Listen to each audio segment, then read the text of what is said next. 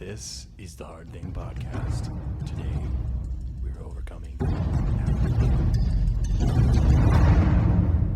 Welcome back to another episode of the Hard Thing Podcast. This is the podcast that helps you improve your life by doing hard things, overcoming average. This is the forge where we will be putting ourselves to the test, putting ourselves under heat and pressure in the forge, the refiner of life, and making ourselves better people in an attempt to show you the way and show you how it's done. So let's get into today's episode. Ty, how's it going? Pretty good, dude. We've already been talking for like hours and hours, but now we're actually starting to record. I know. So let's start off. 2 weeks ago, you gave me a challenge. What was that challenge? Intermittent fasting with a little bit of calorie counting. Well, the How'd it go? first challenge was to count calories. And then, well, I guess it was a two-part challenge. The second part challenge was to live under a certain calorie threshold. And I chose 1,800 because that's what you challenged me to do, as well as intermittent fasting. How did that go, Justin? Failure. Are you kidding me? No. You failed? Yeah. We're in the forge, man. Dude, this is the forge. However, it was a selective failure. So I will say it that way. You chose to not. No, yeah, seriously. I did intermittent fasting the first 2 days, maybe also the third day. So I did Monday, Tuesday, Wednesday, and then came Thanksgiving. And that's when I realized one thing that I think has been my problem with food is my relationship to it, right? Yeah. And so I chose on I can Thanksgiving, see it.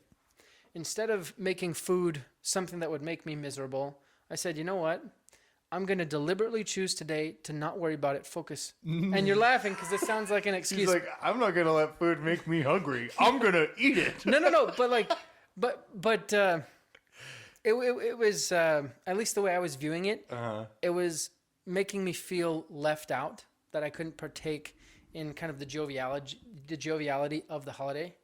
Anyways, basically I was feeling left out. I was feeling like I couldn't really enjoy the holiday.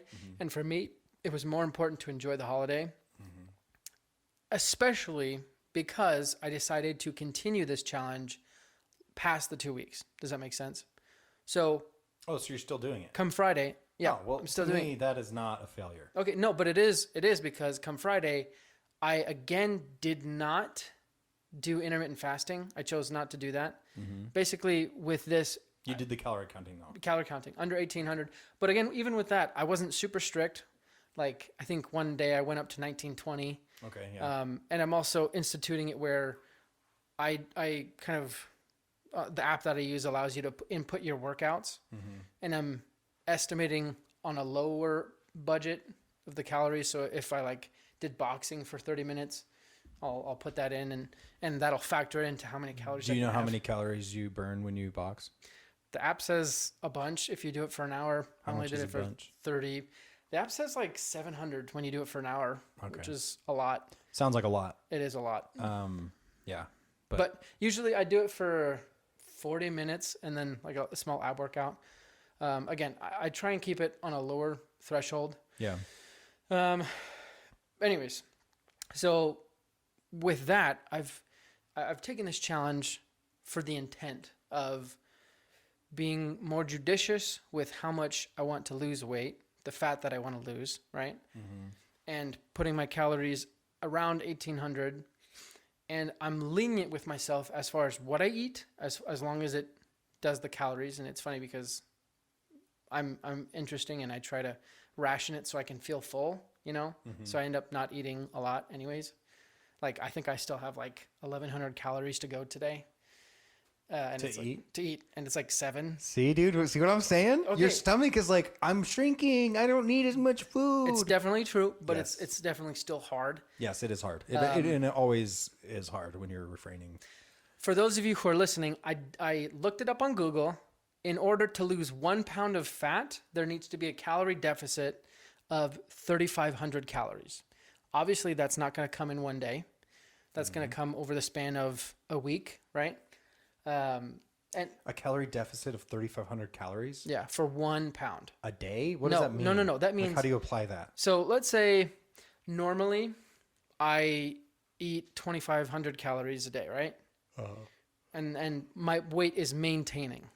Okay. This is Yeah. theoretically, I think things change a little bit once you start getting down and you plateau, then you have to change some things up, like what kinds of foods you're eating and so forth. But Yes.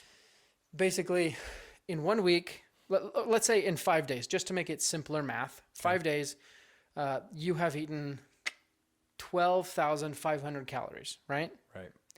In order to lose 1 pound of fat, you need to make it so you've only eaten 9,000 calories out of those 5 days.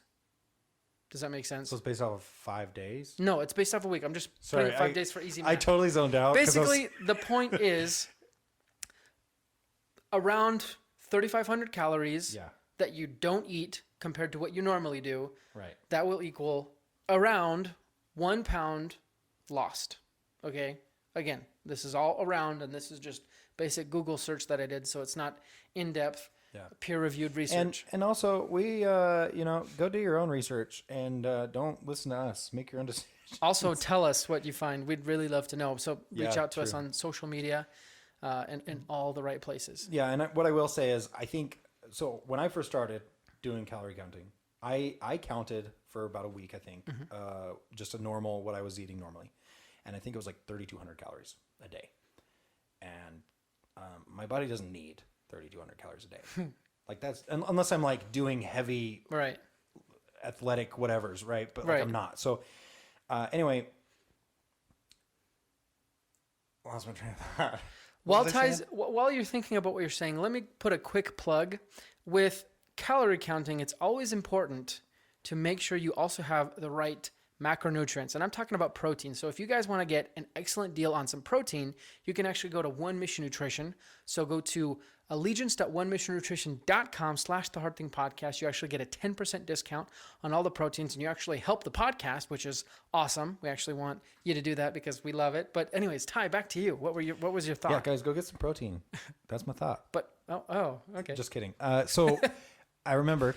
So I started out 3,200 calories, right? So I lowered it to 2,500. Okay. And the first, I think it was like the first month, I lost like a lot of weight. And what I mean by a lot is like 5 pounds. Okay. Which is actually above average. Exactly. So that's what I mean by a lot. Like, cause it wasn't a ton of weight, but Right. like it was a good amount for a month. It was over 1 pound a week. Yep. And, Simple math. well, I mean, You were like, yeah. Anyways. so anyway, I, the next month I like the loss, the rate at which I lost weight slowed way down. And I was like, well, that's dumb. So I lowered it to 2,000 calories, right? And by doing that, I maintained the rate. It got back up. Right. And I think it increased. I think I ended up losing even more weight. I don't remember all the numbers but the first like 4 months is when I lost the majority of my weight. Right. And then after that, it was kind of just like little bits at a time, like Right. 1 pound Right. a month. And it kind of demoralized me because it was like, I was doing so good, but now I'm not. Anyways, I kept lowering the calories. I got down to 1,500 calories, which is probably not good. Yeah. But I did that for a little while. And then I finally was like, okay, I'm going to take a break. I got down to 210 pounds. It's like, I'm going to take a break. This has been good. And then it's been a couple months since, and I've gained 10 pounds since. So anyways, I need to start eating healthy now. I need to start focusing on other things than just calorie counting. Right. But I think that where you're at, 1,800 calories is a really good number for your height, for where you're at. Yeah. So yeah, dude. Yeah. More power to you. So you're going to continue doing this, or you're saying? My plan is to continue doing this for 40 weeks. And again, obviously, wow. That's awesome. I'm gonna be very. I love how Justin's like, I did not achieve this challenge. Well, I increased it, which is why I have not yet. But the thing is, like, you challenged me to do it 1 week I love intermittent it. fasting. I'm not doing intermittent fasting. I'm really trying to listen to like what my body is telling me, and also I'm really trying to like develop a healthy relationship with food. So like not overeating, but on holidays, like my birthday's coming up, Christmas is coming up, New Year's is coming up. Obviously, I'm not gonna go crazy, but like on those days, I'm probably not gonna count my calories, and I'm probably just gonna enjoy my time with my family and be present, because that's something I really struggle with. I'm always trying to do a bunch of different things. So really, that's what I'm doing. And I chose 40 because my theory is that I could get down to 160 pounds. I'm at 200 right now. Holy crap, dude! But That's awesome. so I was listening to awesome. yeah. The idea is 1 pound a week. I was listening to a podcast today. I like this podcast. It's called Optimal Health Daily, and I like it because it's a nutritional professor as well as a fitness professor at a college, and he will read famous blog articles from famous bloggers, right? And then afterwards he'll give his opinion and give someone like for example, like I've listened to like Joe Rogan where he has people on talking about like intermittent fasting. Right. So you're saying he'll listen to or watch that. Not watch it, but I guess you could blog version of it, and then he'll give his opinion. And his opinion is probably going to be a little bit more. Well, one thing I like about it is it's always backed up. Yes, it's backed up by research, because he's a professor. He teaches. He does research himself. He'll always pull out these blogs by really awesome bloggers that are giving you really great advice, and then he'll say it's a little bit different here, but what they're saying here is really important because it's proven here and here. And what he said today on the podcast I listened to, he said most of the proven diets that work, like one of the things that, and if I remember right, it's the one characteristic that's similar across all of the diets that really work. Yeah, it's that they contain a good helping of fruits and vegetables. So my theory, and this is just a theory, I'm gonna have to test it out, is that once you, like you were saying, you lose weight during that first couple months and you've done really good, and then you hit that plateau where you're only doing like every so much. I think that might be when you have to change it up and actually introduce those fruits and vegetables and get your macronutrients on the right levels. And I think that's what really will that's make the interesting to difference. me because that's my theory. I wonder what he says on about like the carnivore diet, right? Because that's completely me, and I know that a lot of people have had success doing that. Right, they've lost weight. They are healthier in certain aspects. That's a really good question. I don't know. I honestly, and one thing that I really like about him, saying like long term, that's the case. That's just what he's saying from the research that has been done. That's what he's saying based on the research, right? That's one thing that he really tries to do is say, this is what the research says. And I think the carnivore diet maybe doesn't have as much research. Yeah, as far as I know, there's definitely not as much. It's pretty new. I bet there's some out there, but anyways. So, but long story short, that's how the challenge went. That's awesome. No, seriously, that's so cool that you, in my book, I think you accomplished the goal. The intent. Yeah. Yeah, because like to me, it was about focusing on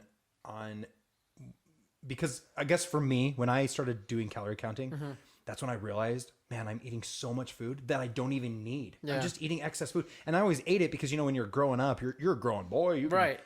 Take a second helping, whatever, And don't leave till your plate's clean. Yes. All these different rules that you have that you're like not allowed to. And so, anyways, it was a paradigm shift for me because I realized I don't need 3,200 calories. Right. I don't even need 2,000 calories. Yeah. I can live off of 1,800 and I could be totally fine and have energy and go to the gym and do everything that I need to do, Definitely. And so having that realization freed me. Yeah. It is definitely freeing. And that's what I wanted for you. That was the intent. And I feel like you kind of see it that way anyway. Cool. Well, hopefully the listener views it the same way. Yeah. But I'd actually give the challenge to a listener to kind of do a similar exercise. Now I want to talk about the action items given to us by this last week's guest.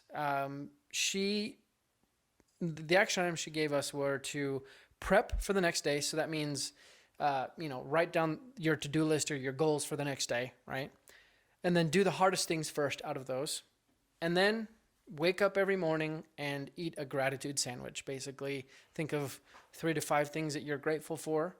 And so Ty, what are your thoughts on these action items? Planning is always important, So having my day planned out, I love it. And I love that she added the caveat, do the hardest one first. Yeah. Because it is almost impossible for me to do that. Because like, I don't know about everyone else who listens to this, but I suck at waking up. And so I'll sleep in until I have to be up to get ready to, like, the minimum amount of time to get ready to go to work, which is in the room right over because of COVID. So it's I work like from 2 home. minutes. So yeah, it's like I could literally wake up and just be good to go. Yeah. And anyway, so that being said, like doing the hard one first means I have to like rearrange my day, meaning I have to wake up a little bit earlier so I can do the hard thing. Because work, I mean, yeah, sure, it could be a hard thing, but it's like, it's just work, Yeah. I'm lucky enough to have the job I have. And so I don't know. And the other thing is planning your day out. You're actually thinking about the things that need to be done. Yeah. And if you just go to bed and wake up and you just go about the day, then once again, kind of we were talking about last week, it's like the current's going to take you wherever it wants, and you're going to be moving, right, but you're not necessarily moving in the direction that you want to be. Yeah. So if you have a plan every single day and you say that the hard thing, like, yeah, we talk about this 1,000 times. So we do. But yeah, we definitely do. This makes me think those first two ones together, I'd actually just realized this. Because, I mean, people, like I said, people always challenge me to do hard things, but they have to be strategic. But I realized in preparing for your tomorrow, you determine what is strategic. And then by doing the hard things first, you execute your plan. So, and you've probably had this object lesson, I guess, before in your life. But listener, I want you to imagine a jar. And this is a giant jar, right?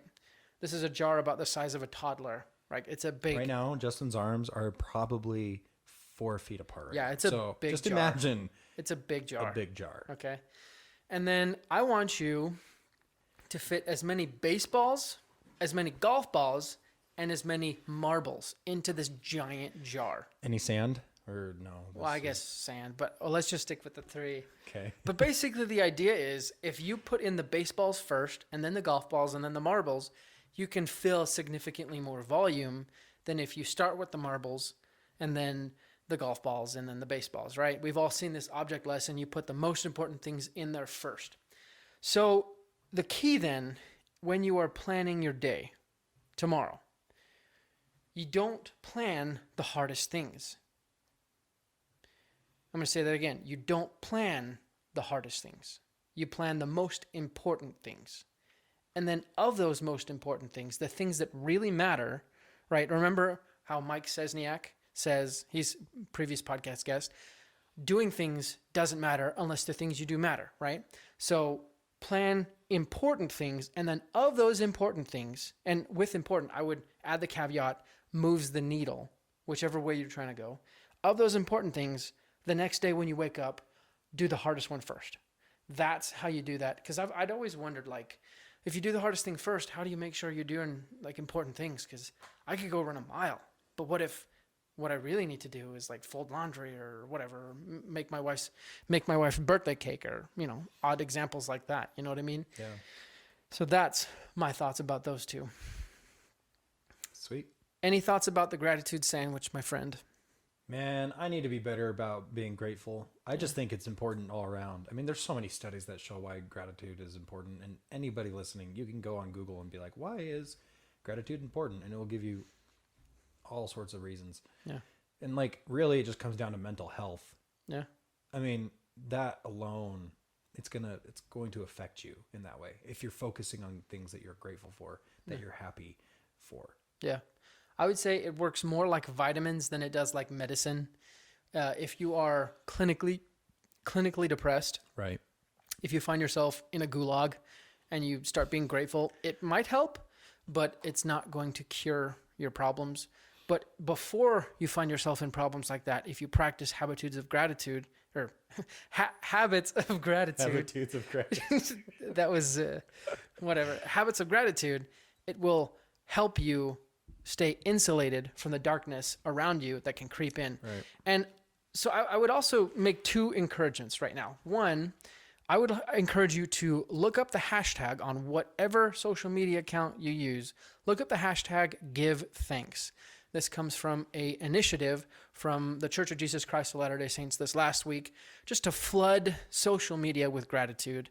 And that's a really great way to see examples of other people trying to eat these gratitude sandwiches and fill it.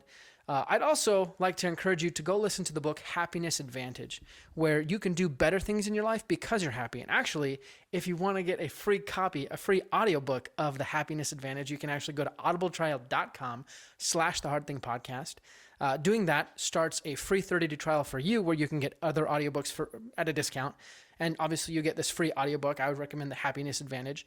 But one of the best things about that is that it does support the podcast. It helps us keep giving you better and better content, but it also allows you to read and listen to the Happiness Advantage, which, like I said, will allow you to do more things in your life just because you're happier. And it's a really insightful book, so definitely go check that out. Now, let's talk about your new challenge for me. Oh, no. What do you got for me, Ty? Oh, no. Where's my iPad? While Ty is preparing his challenges, let me go ahead and share with you another opportunity. I would like to encourage you to go to the link in the show notes and donate to our Patreon. This, again, allows us to keep giving you ever better content, giving you better guests, and just really build out the show and give you more value. If you donate $3, you can actually submit a challenge that will go right to the top of the list to me and Ty, and we will read it on the air as well as give you a shout out. If you donate $5, we'll let you ask a guest a question on one of the interview podcasts. And again, this is just a really great way for helping us give you more value, help us provide better content for you. And even if you don't donate, we just want to say thank you. We're just super grateful for all that you've done for us, even just paying attention to us every week in and out, and really listening and giving us this platform to share our thoughts and ideas. We really hope that they've helped you. If they have, send us, your responses, send us some messages on social media. You can reach out to us at the Hard Thing Podcast on Facebook, Instagram, Parler, if you're into that. Just show us what you're doing. We'd love to start a conversation with you and start up seeing what's going on with our listeners and seeing what their life is all about. So, Ty, what do you have for us? I've got nothing, Justin. Really? That's disappointing. No, I'm just kidding. I need to find... Okay, while you're looking for that, Again? one last plug. Well, we might as well do the announcements now rather than at the end. Yeah, I would highly encourage all of you listening to go to ourrescue.org. I know I talk about this a lot, but really we need to spread this message. So ourrescue.org will enlighten you about the Operation Underground Railroad organization. They're a nonprofit that actually goes undercover to rescue kids from sex trafficking.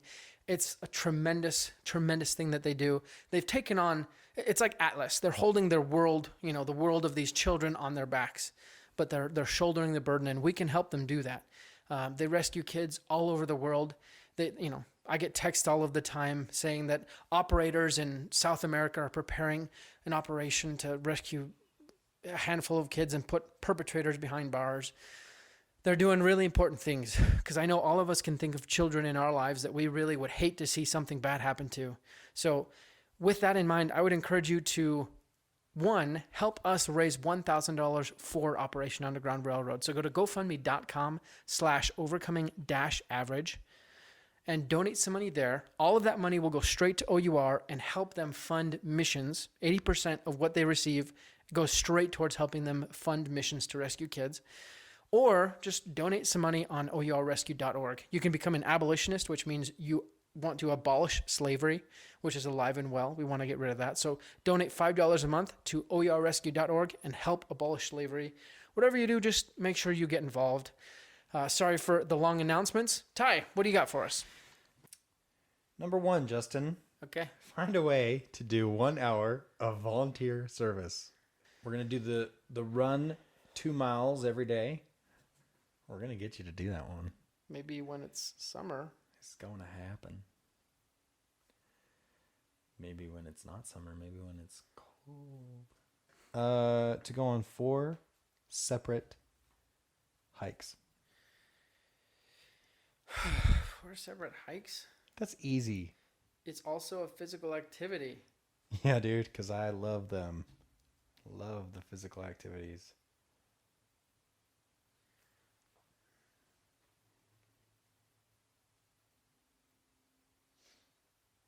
I think I'm going to do 1 hour of volunteer service. The one that's not physical activity. Yeah, dude. Because, I don't know. I want to challenge myself. I could do hikes. I live at the base of a mountain. I could wake up tomorrow and go walking on a hike for 10 minutes and do that every day.